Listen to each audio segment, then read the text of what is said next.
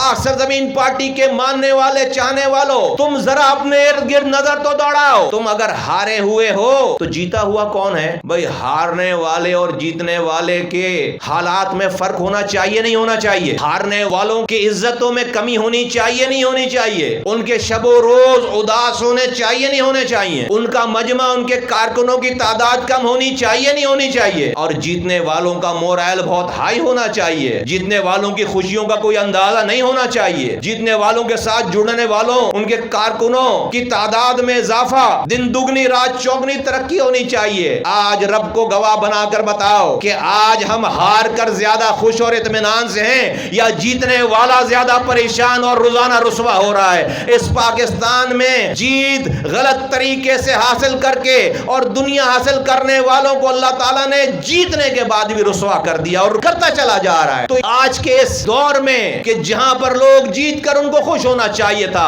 आज वो रुसवाई की उरूज पर पहुंचे हुए हैं। तो ये जीत नहीं है, ये इम्तिहान है। ये हमारी हार नहीं है, ये हमारे सब्र का इम्तिहान है। उनके ज़र्फ का इम्तिहान था, हमारे सब्र का इम्तिहान है। तुम्हें रब ने इस रास्ते पे डालकर तैयार कर रहा है जीत के लिए। हम जीत के लिए तैयार नहीं थे, हम जीत के लिए तैयार नहीं थे। तो मुझे कोई डाउट नहीं है, मुझे इस वाली बात पे कोई रत्ती बराबर का मेरे दिमाग में कोई गुमान, कोई एक जर्रा बराबर भी मुझे ये गुमान नहीं है कि पता नहीं हम कभी जीतेंगे या नहीं जीतेंगे। हम ही जीतेंगे इंशाअल्लाह ताला।